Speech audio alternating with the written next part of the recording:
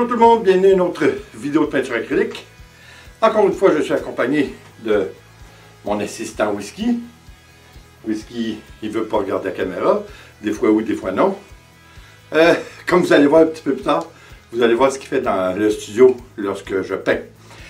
Écoutez, aujourd'hui on va faire une technique, d'ailleurs je crois qu'il a vu quelque chose dehors, alors on va le laisser aller voir. On va voir qu'est-ce qu'il y a. Ah ouais. Bon. On va faire une technique que j'ai vue à l'occasion sur YouTube. Je ne sais pas. Je sais qu'il y a un nom définitif à ce genre de technique. Le nom dont je ne me souviens pas du tout, mais c'est un nom anglophone. Quoi qu'il en soit, j'ai décidé d'appeler ça la poudre crocodile ou l'effet 3D en cellule. Alors, c'est quand même assez simple. Vous faites le genre de coulage acrylique que vous voulez, soit un pouring fluide, soit un flip cup, soit un glissé tout simplement, un swipe. Alors, vous faites ce que vous voulez. Ah, il y a vu une colle. Alors, écoutez, on essaie ça, puis on revient pour le mot de la fin. On y va.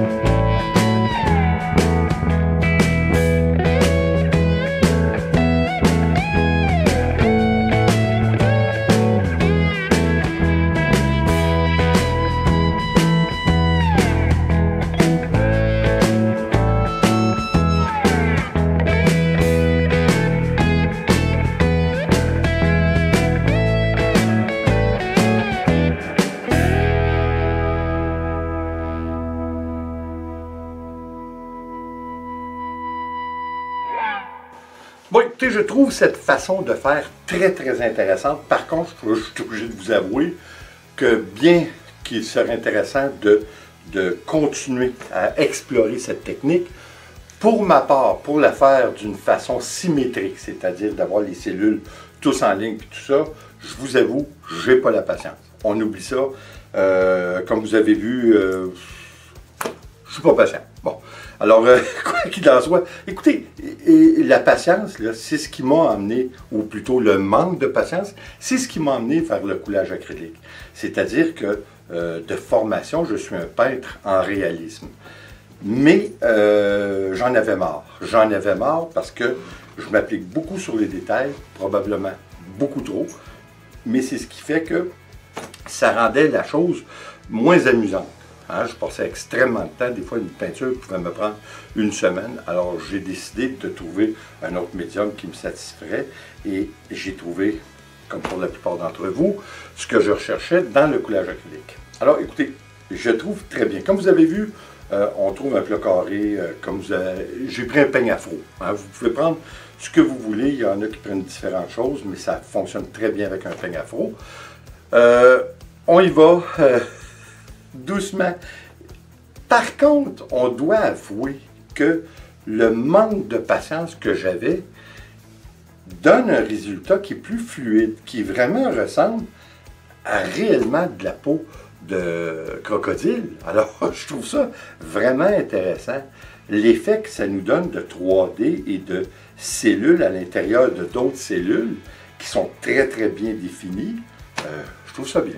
Hein, on dirait que c'est prêt pour faire une bourse, une sacoche, hein, pourquoi pas, ou des souliers, hein, des bottes de cowboy. Mais écoutez, je trouve ça très bien. Encore une fois, mon manque de patience, je crois que m'a servi dans ce cas-ci pour le rendu. Encore une fois, c'est subjectif, à mon goût, à moi, je trouve ça très très bien.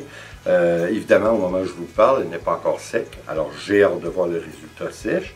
J'ai l'impression que les cellules vont être encore plus définies, ce qui va nous donner un rendu encore plus intéressant.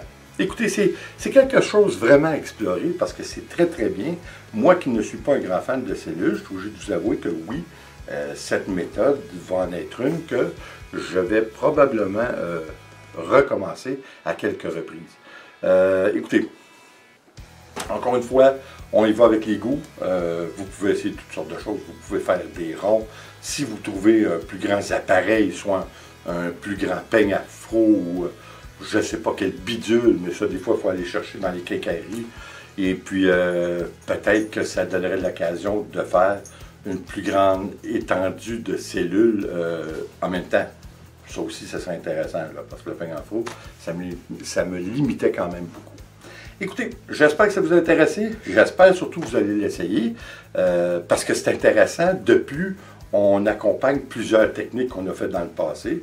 On a commencé par un coulage fluide qui était très bien. Après, on a fait un swipe. J'ai fait, comme vous avez vu, 2 swipes. Peut-être j'aurais pas dû, par contre. J'aurais peut-être dû juste faire un swipe. Pourquoi j'ai fait 2 swipes? C'est parce que le premier nous a emmené beaucoup d'acrylique d'un côté. Je voulais le ramener pour un peu stabiliser ou plutôt étendre l'acrylique un peu plus de façon égale. Mais je crois que le rendu est très très bien de toute façon. Pesant. Hein, c'est encore une fois, c'est subjectif. Alors écoutez, merci d'être là. J'espère que ça vous a plu. Et puis, comme toujours, s'il vous plaît, abonnez-vous, laissez un commentaire et partagez. En mon nom, Nicole et Whisky, je vous dis à la prochaine. Attention à vous.